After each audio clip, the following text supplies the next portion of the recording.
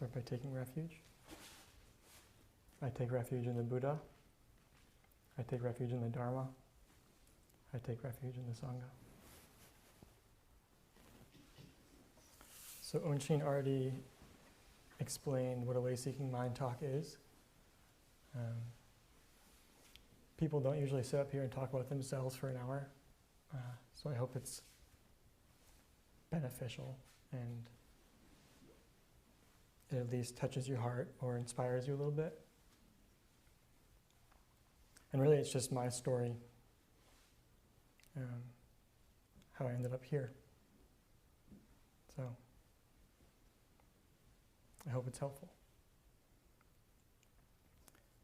So this is my brother and I, Nick, my older brother.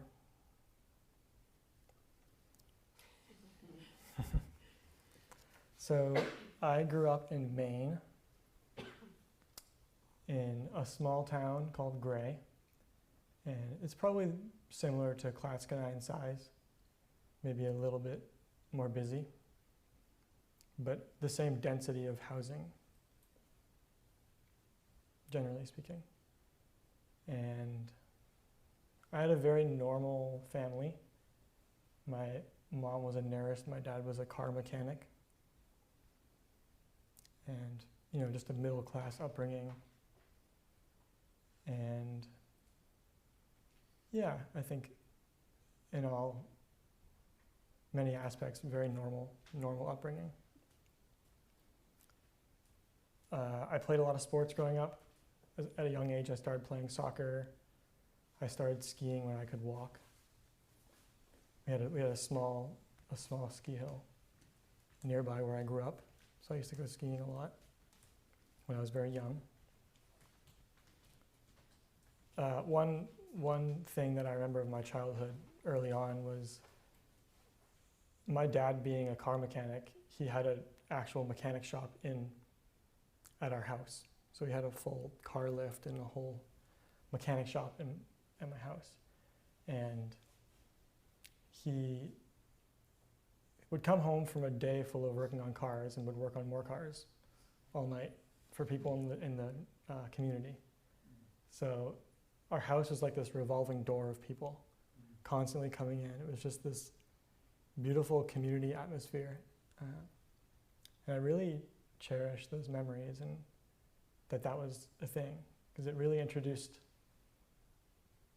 the value of community to me at a young age. And my parents also, whenever there were people who needed housing in the family or just friends who were going through a divorce or were having a hard time, they would provide a room for them. We had a couple extra rooms in our house, and they would let them come stay at our house for weeks or months or sometimes years. So we had this sort of continual churning of people coming for 10 minutes or 2 hours or a year and a half. So yeah, it's a very beautiful thing. And I was actually reflecting yesterday that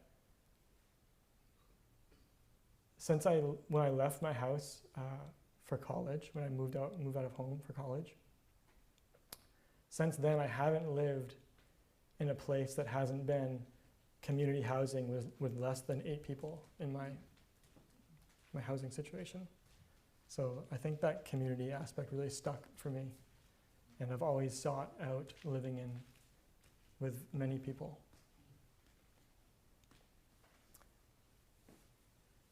As a child, I always had a strong pull towards nature and a really strong feeling of wonder towards nature and what's around the next corner. And we had a strip of woods. We had a big forest behind my house, and I would spend hours just exploring the forest. And also we had this strip of woods at my daycare where I would go to after school. And I would just go off and turn over logs and look under the logs and like, what kind of bugs can I find?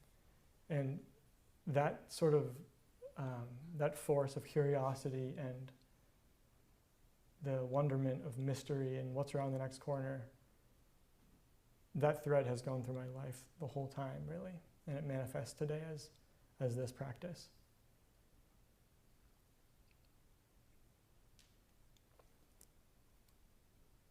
There's me and my grandfather and my brother.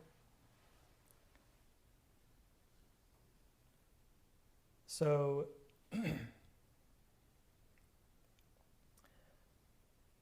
I think around the age of, it's probably around 7.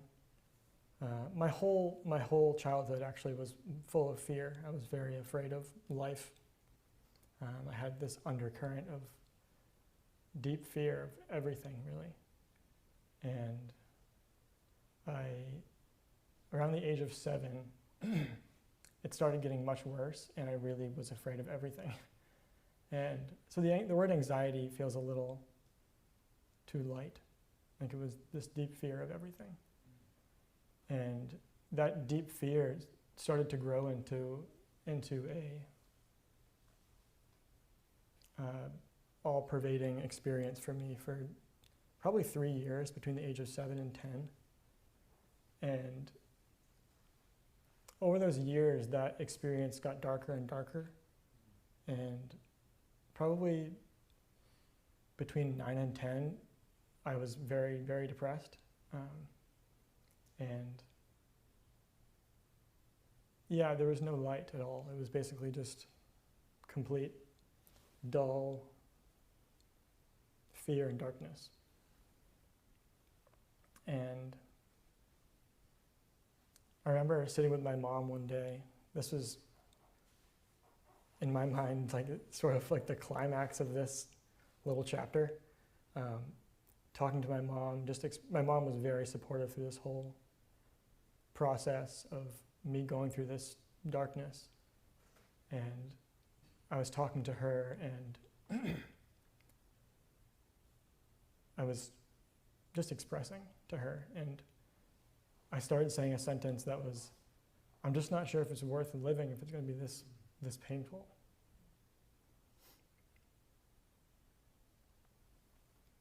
And at that time, something switched, and I'm going to switch the slide. I slowly got better. I came out of it. I was going to therapy, and I actually learned some breathing exercises to help me fall asleep. And it was basically meditating, actually. It was the circular or the square breathing where you count on each side of the square. And I could actually fall asleep. It was very helpful. But I look back on that period of my life, really thankful for it now, actually. And I see it as sort of an initiation into a deeper level of what life can be like, and into this dark mystery that is here. It's always here under the surface. And I still carry that part of me with me all the time. And I think it manifests now more as a mystical view of life. So I'm very thankful for it.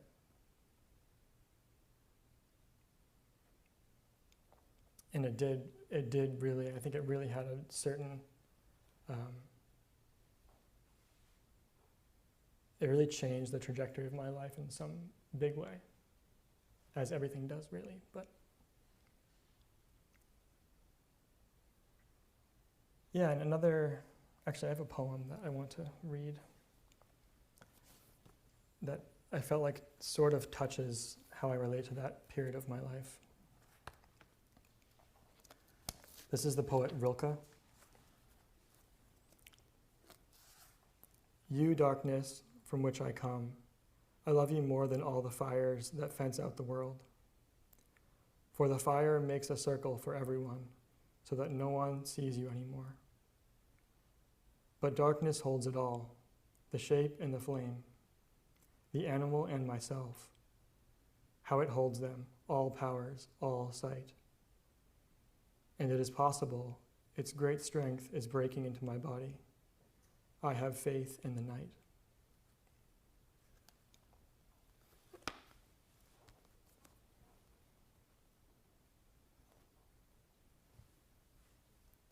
This is me and my friends Liam and Matt.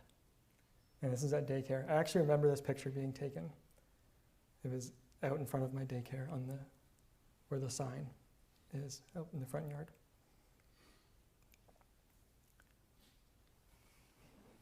Eating a marshmallow.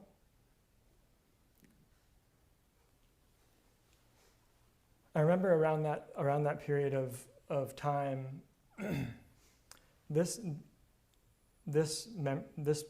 memory of this dark period and this what I'm about to mention, they feel like a connected. The memory feels connected in some way, but I can't really explain how. But around that time, I had this strange knowing sort of arise in my being, along with some sort of like having like a vision, like I had a sort of vision experience. But out of this vision came a knowing that the only words that I had to describe it at the time were that I would be a monk therapist. I don't know what that meant, but it wasn't like a monk and a therapist. It was like a hybrid, like a monk therapist. But funny enough, I actually forgot about that memory for 15 years after that. Like it didn't inform me at all in like a conscious way for many years. But it feels like somehow an important thing, because now I'm sort of doing a monk thing here. So it's kind of manifesting.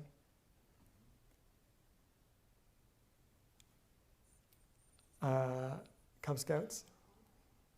That's me at the Pinewood Derby, which is a little, when you're in the Cub Scouts, you get little blocks of wood, made of pine wood, and you make little cars and you race them down tracks with all your friends, and you eat candy and have a good time.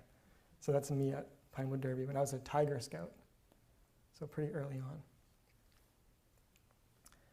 on. Cub Scouts was a really big part of me coming into my own, being a very fearful child. It forced me to learn all these new skills and to challenge myself and camp out at night and to swim. I was terrified of water. And I remember I was to get one of my badges to move on, I had to swim, I don't know the length, but I think maybe 50 yards, which is kind of terrifying for whatever I was, 7-year-old or 6-year-old or whatever. But I did it. And doing things like that really helped me come out of my sort of frozen, fearful state that I was in. And my dad was very involved with my life. He was my Cub Scout leader, he was my baseball coach, and just a very involved community member. So he was always really supportive of me in that way.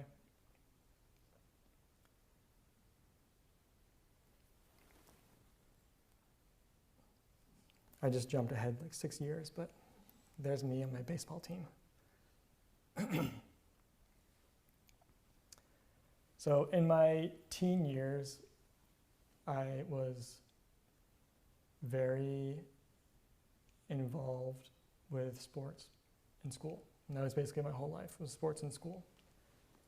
And I have very strong memories of my dad always forcing me to be social and putting me in awkward situations that I was like, why are you doing this? And just like pushing me out, like, bird out of the nest sort of thing. Like there'd be a person I don't know and he would just push me into them and be like, this is Austin, and like make me talk. And I'm thankful for it now. I think it gave me confidence in being myself with anyone I encounter. But it really was not fun in the moment. because he did it so much too. Yeah. And in my teen years, while I was doing the sort of school and playing sports thing, I still had this thread of a deep curiosity about nature and mystery and who am I and what is the forest? Like where is that boundary? And that was a big draw for me, still is. And I think through that interest, really, I really took up interest in science in school. So I loved my biology and chemistry classes, and that was sort of my outlet for my curiosity. And looking back on it now, it was really just a curiosity about the nature of the mind, actually, manifesting and being curious about how things work. I remember always having a sense of what's behind, like I'm seeing these things, but something's behind it. So what is this? All this. And I tried to investigate that through science. That's me and my dad at a baseball game. There's me on a kayaking trip or canoeing trip in middle school.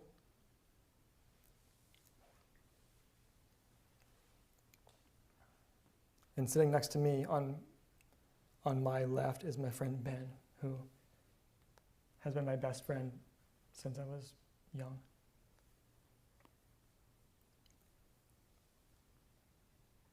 A big theme in my teen years, as I think is true for many people, was just girls and social acceptance. And yeah, that felt important to mention. I have nothing else to say about it though. And mentioning Ben, actually, Ben's family was very adventurous, and they went like actual camping. My family went camping, but it was like camping, like in a camper. And it's cool, and I'm really thankful we did that.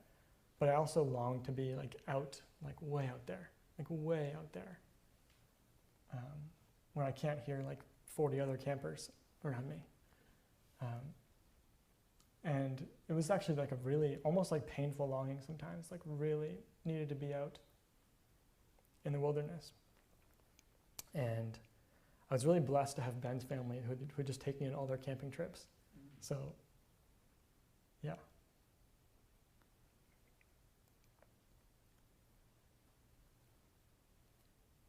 There's me and a friend at a soccer game in high school. I think I was probably a freshman in that picture.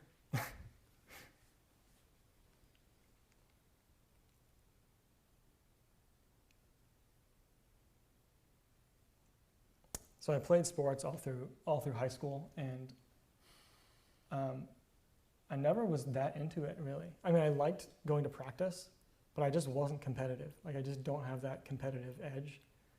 Like, I would rather just like talk to the other team and see how they're, like, I don't know, meet the other players in the team, basically, and be like, hey, how's it going? And they would like talk crap to me, and I'd be like, wait, what? Like, that's not. So anyways, I graduated high school and I went to college, and went to college at the Maine State University, so University of Maine, and I studied biochemistry, continuing that curiosity, that deep need to know how do things work. And really to explore this life in microscopes, in numbers. That's my friends and I graduating high school.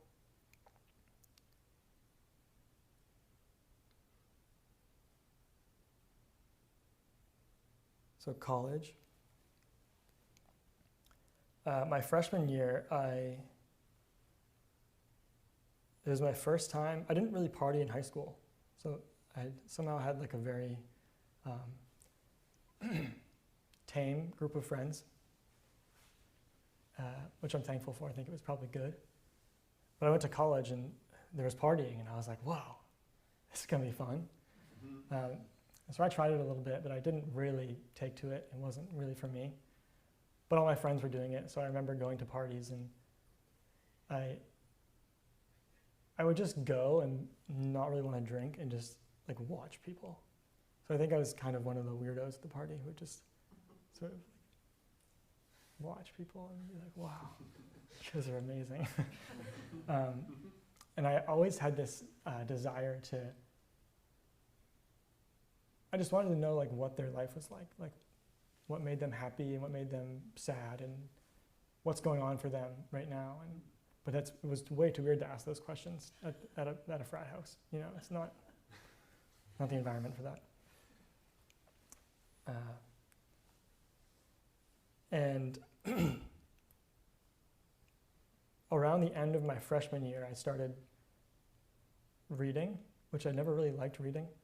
And I started reading and self-help books. I was digesting self-help books and psychology books. And I soon found myself reading books on Friday nights. Like I was in the library on Friday nights, which was kind of crazy to me. I was like, whoa, I'm changing. Something's happening. But I loved it. It felt so much more in line with me, and it felt so like wholesome and good. I had a freshman roommate named Greg who meditated. He was a curly-haired hippie guy that wore tie-dye all the time, and he meditated, and I found that inspiring, and I was like, I want to meditate. All these self-help books said it's good for you, and it makes you less stressed, and I was super stressed because my degree was hard, and I had a lot of homework, and I was busy, so I was like, I need to meditate. It sounds really good for me. I tried it a little bit here and there. My freshman year didn't really stick, but my sophomore year, some sort of determination arose in me to really make it happen, to really sit. And I read a book called Making the Mind an Ally by Sakyong Mipham, who is Chogyam Trungpa's son. Trungpa is a Tibetan Buddhist teacher. So his son wrote this book. And it basically said, this is how you meditate. And I just followed that book to a T. And somehow miraculously had developed a daily practice where I sat, I think it was 45 minutes morning and night for the whole year. So my whole sophomore year, somehow did that. I don't know how. I couldn't do that nowadays if I wasn't here. And I think I just took to it. Like it just felt like this, like riding a bike or something. And I found myself really falling into these interesting states of like deep concentration, and I just found it very inspiring is one of the words. And also I noticed when I was walking to class, things were a bit brighter and the trees were more beautiful and life felt simpler and a little more pure or something like that. So I was like, yeah, this is good stuff. I'm going to keep doing it. And I started making art around that time, which was also kind of weird for me. Like I wasn't very artsy. I started writing poetry about trees. It was not my style beforehand. And at that point, I started sitting with a meditation group led by a Catholic pastor in our college town. And it was such a refuge for me because I had no one else to talk about this stuff with. And I remember thinking, I really want to perform I wouldn't use these words then, but it was like, I really want to perform his function. Like, whatever he's doing, like, I want to be a pastor. But I was like, I'm not Catholic, and I don't want to be Catholic. Nothing against Catholicism, but I didn't feel connected to that lineage at all, the tradition. So I was like, interesting. But something about the way he was functioning really struck a chord in me.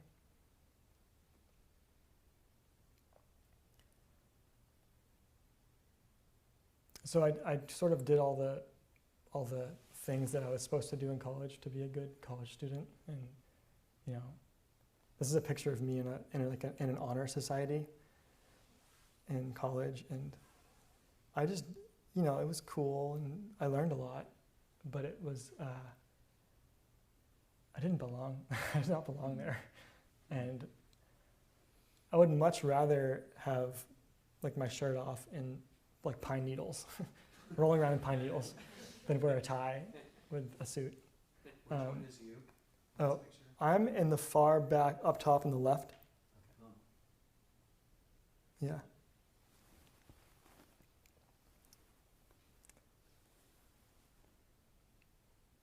So I still had that draw towards just being on the earth and not in dress shoes.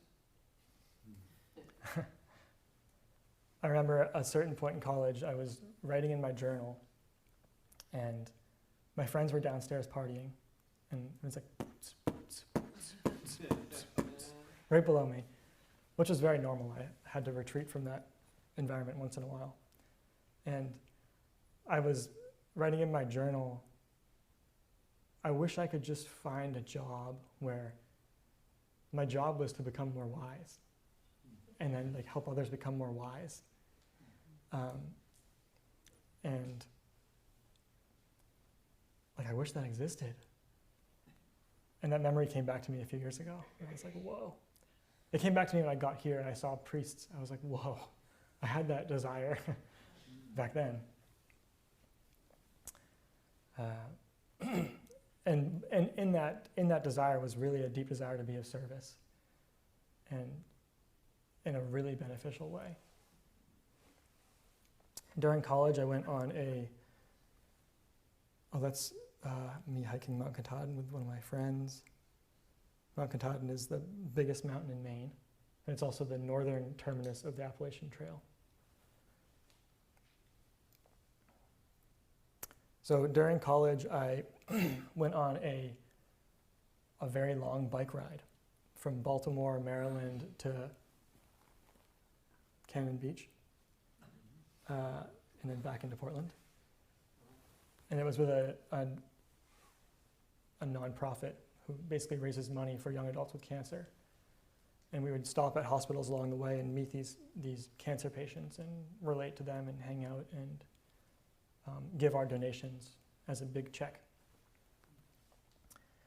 And that journey was extremely eye-opening. I was this small-town Maine boy who hadn't seen much of the world before, just Maine, which is very insular. Maine is the Maine culture. So it was really eye-opening and very beautiful, and all the people we met along the way were so inspiring to me. And it was around this time in my life where I first started really noticing the first noble truth that there is discontent, there's friction that's sort of always there no matter the external circumstances. So you think of this trip as being this sort of romantic, beautiful, always on the road trip, biking, exercising. But every day there was some sort of problem in my mind. Like I always created some sort of problem. And that I really started noticing in this part of my life that it's kind of always there. This sort of discontent, this making my own problems.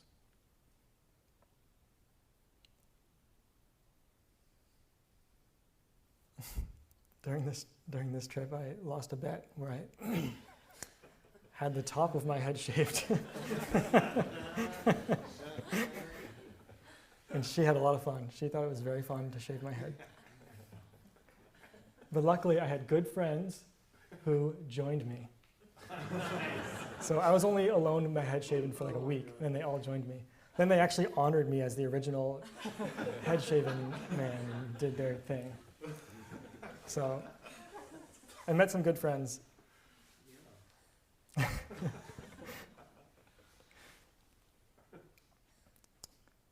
So I went back to college, and around my junior or senior year of college, I got the book Be Here Now from my mom. Be Here Now is a book written by Ram Dass, who I'm not sure what lineage he's a part of, like Hindu stuff. But that book sort of woke me up. It was like, whoa. It lit something up in me. I remember I was camping with my dad one summer during college, and my dad was driving me. We were driving to the store to buy beer. We were camping and going to buy beer. And I was reading Be Here Now in the car. And I read a certain line, and I just had this feeling of like, oh no. Like, it's too true. Like, I can't unsee that. And it felt so resonant in me that it was actually kind of terrifying. I'm going to read it right now. This is the actual book that my mom bought me. I think if she knew what was in this book, she wouldn't have bought me it, actually. If you read this book, you understand it's quite a trip. It talks a lot about psychedelics and drugs. That's part of it. But the part that I think I read and was kind of struck by is this part. The book is written sideways and has drawings in all the pages. Maybe you can see that.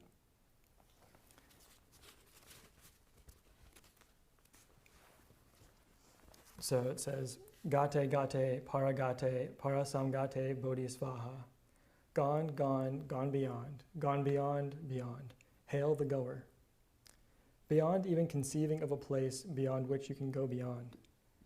Who's adventurous enough to want to go on that journey? Do you realize that when you go on that journey, in order to get to that destination, do you realize that when you go on that journey, in order to get to the destination, you can never get to the destination? In the process, you must die. Must die. Pretty fierce journey. Pretty fierce requirement.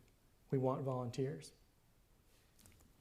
And I read that and I was like, oh no, I'm a volunteer. I didn't even decide. I'm just a volunteer. Yeah.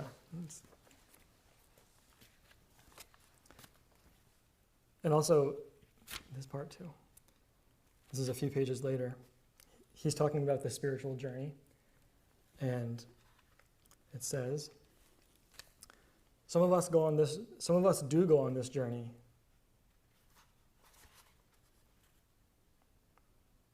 Some of us do go on this journey. We didn't stand up and say, we volunteer. It didn't work that way at all. It's not like you had a choice of volunteering or not volunteering. It isn't the way it works. It's as if you're propelled into it like a moth into the flame. But yet nobody's pushing you. Nobody's standing around saying, get in, take every third man, he goes. It doesn't work like that at all. And that feels so true, like a moth into a flame. So I read those passages and yeah, it kind of disturbed me to my core in some ways. So as I was graduating college, I was offered a really good job. It was during COVID, so I was graduating college in 2020. And I was offered a really good job developing COVID tests. And I felt the pull towards that because it was a good pay, safe job, it looked good. But I also had this part of me that has been under the surface for years, this part of me that is pulled towards mystery and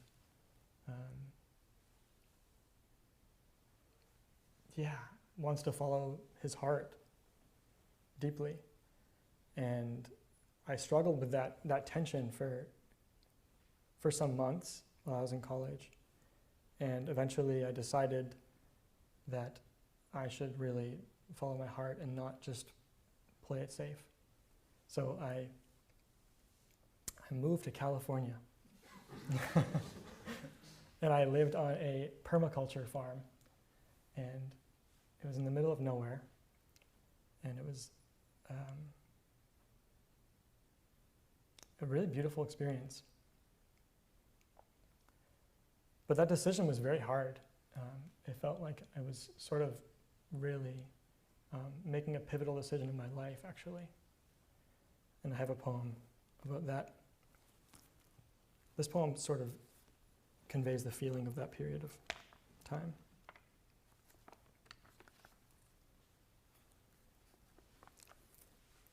It's by Mary Oliver.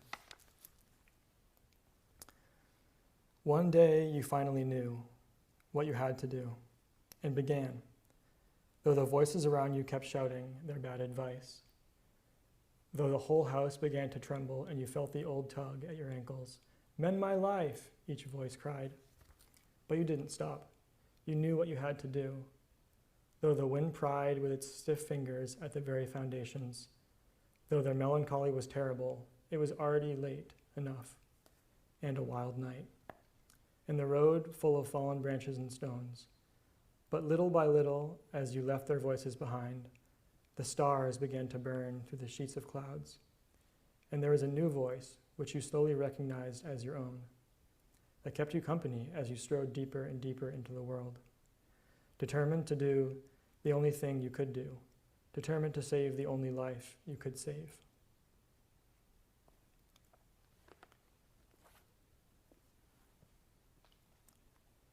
So I drove to California with my girlfriend, and we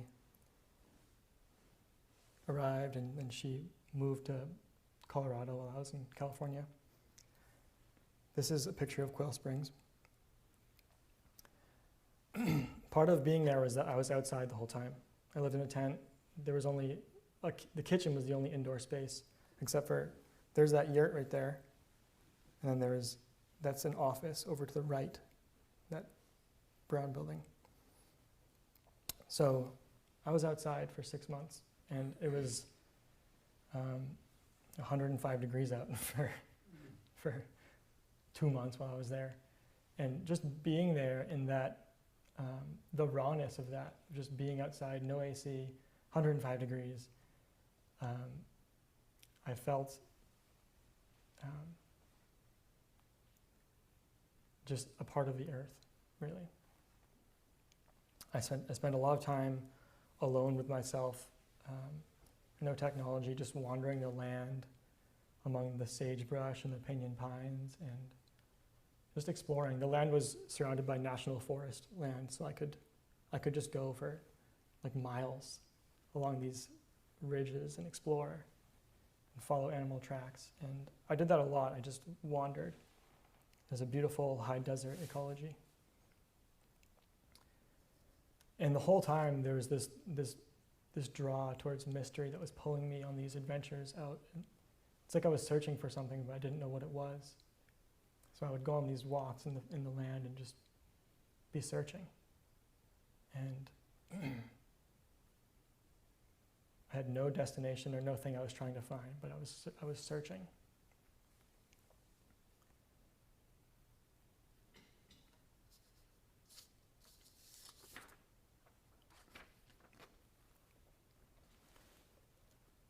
And during that time, I was using, so in Be Here Now, the book, the third section, so there's 3 sections. One of them is Ram Dass's story. The middle section is sort of his trippy teaching about his Dharma. And then this one is a cookbook for a sacred life, which is basically how do you live your life in a sacred way. And while I was at the farm in California, I lived my life by that chapter, this part of the book. So like, how do you sleep? How do you eat food? Do yoga, meditate? And I just did like a self-retreat basically for those 6 months. I had a very disciplined yoga practice and sitting practice. And I think the combination of being on the land and sleeping outside and doing all those practices, something in me really started to shift. I remember during that period,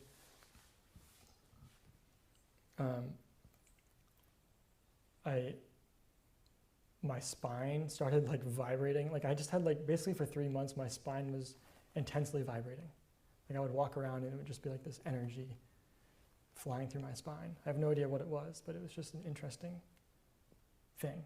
And my time was like that. It was a very strange sort of shifty time for me. And during that time, there were a lot of like synchronicities happening that I was sort of following. So it felt like sort of a magical time. That's a picture of me in front of a fruit tree there. And I had a poem stuck in my head the whole time.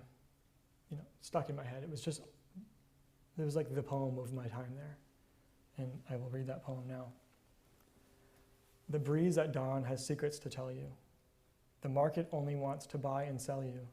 Fight to stay awake. Choose the path you take. And when you don't know where it's going, trust your own unknowing. Don't go back to sleep. So it's this pull towards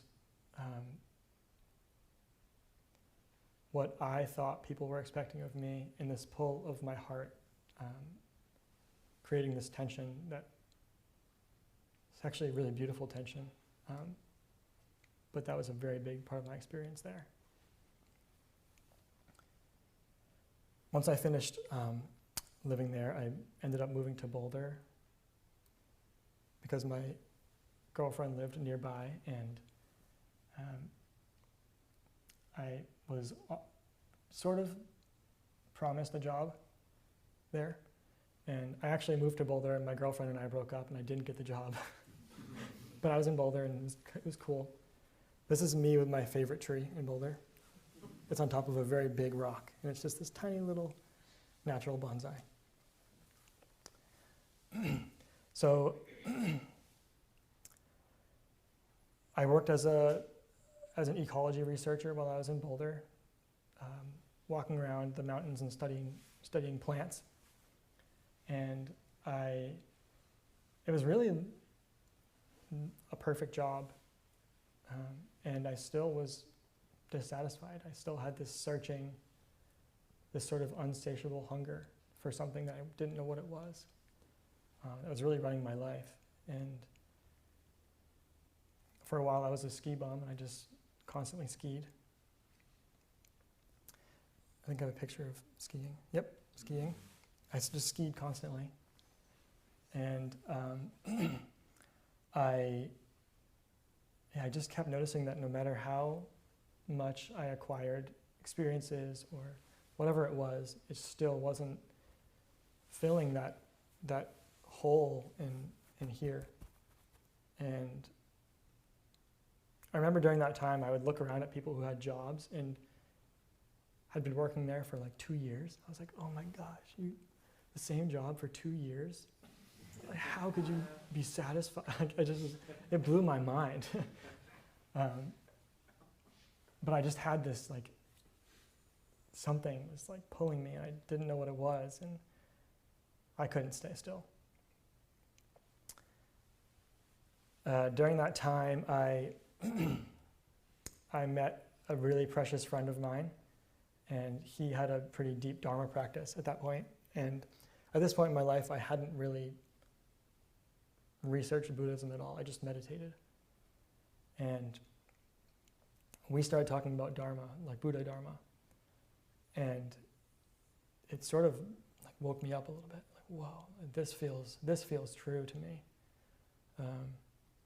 We would hike around Boulder and take walks together and sit in the forest together. And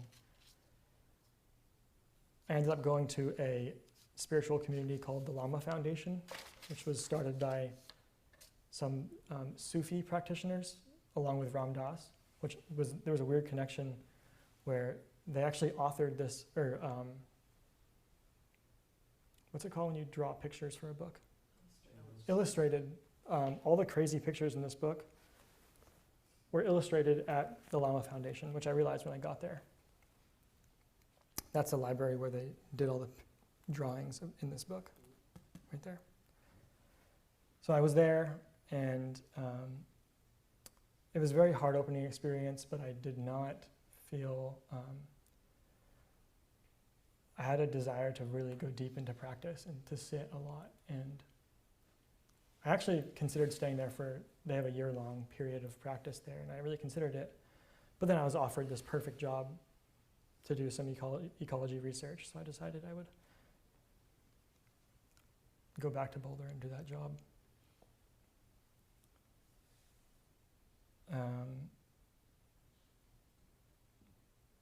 After that job in Boulder, I went on a bike tour through Mexico, the country of Mexico, and that was about a month and a half of biking through Mexico. And during that trip, I encountered a lot of fear everyone was telling me I should be afraid of the cartel, and we also didn't know where we were going to stay that next night and where we'd get our food from. And so it was a very much an adventure. I don't think I was ready for how adventurous it was. But I realized that I didn't have the skills to deal with the fear that was coming up in me. And it was on that trip that I decided that I wanted to do some sort of residential practice to really, to learn to work with the mind, and to stop trying to just reorganize all the external stuff to fix things, but to get to the root of the matter. I came back to the US, and from a recommendation from a friend, I came to Great Vow for a month-long period. And really, I just wanted to sit a week-long retreat. I hadn't done it before. And I wanted support with more continuous practice, and I wanted community. I wanted Sangha that I could relate to.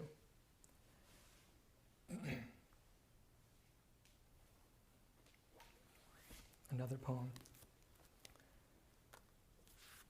This poem conveys the feeling that I had coming to Great Vow. It doesn't interest me if there is one God or many gods.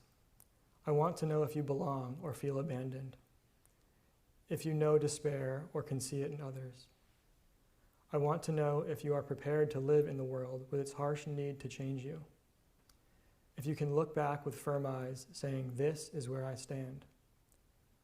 I want to know if you know how to melt into that fierce heat of living, falling toward the center of your longing. I want to know if you are willing to live day by day with the consequence of love in the bitter, unwanted passion of your shared defeat.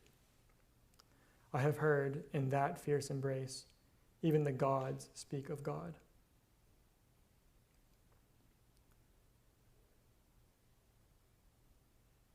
That line, I want to know if you know how to melt into that fierce heat of living, falling toward the center of your longing.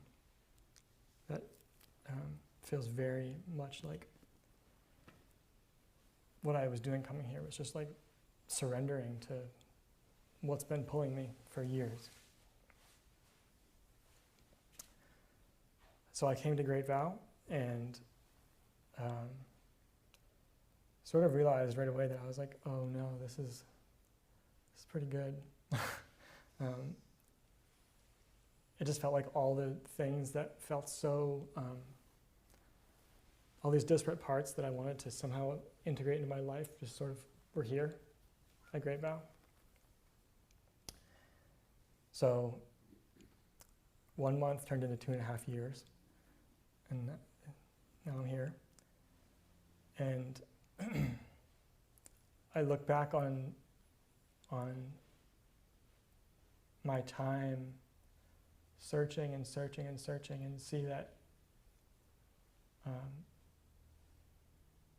finally that thirst that I had is being quenched here, being at Great Vow. Some sort of, I was starving for spiritual nourishment, and I'm being fed here. And being here, I've, oh no, that's also a boulder. That's me biking through Mexico.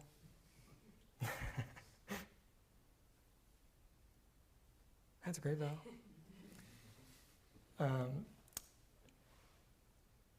Yeah, being here, I feel like I've experienced so much, like such a wide range of experiences. I mean, from like bone-chilling fear to blissful states, just sitting here, just sitting in these rows. And my deep desire to be of service, to give my life to something fully, wholly, feels like it's manifesting here. That I can really be of service by doing this practice, like in a true way. And I mean, the Sangha has been such an important part of that for me, of being able to stay here longer term, just having all of you to be with.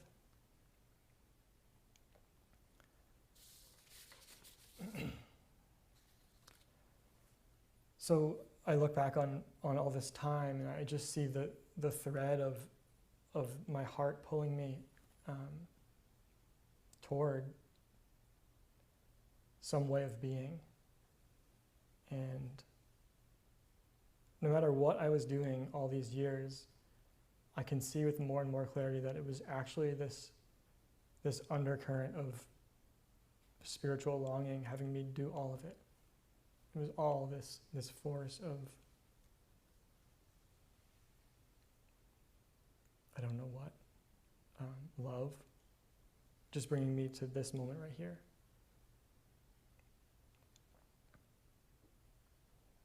I picture it like an underground stream that is always flowing, and it manifests in me doing this and me doing that. So I'm here now, and I just became a postulant, which is why I have white squares on my rakusu. And I really see that as a way of being honest and really honoring the fact that I have this longing, and if I ignored it, it would be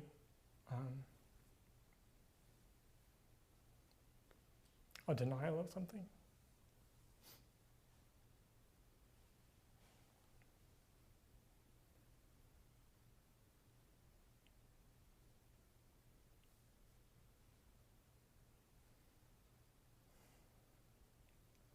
Something really important like this. I have this gift of this this deep spiritual longing, and that can be a gift to the world too.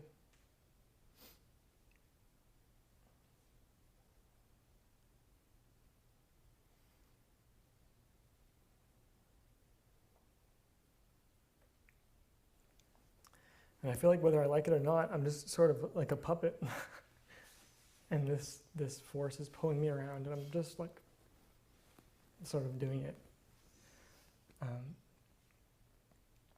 Okay, I'm already over time, so I want to end. That's also a great vow.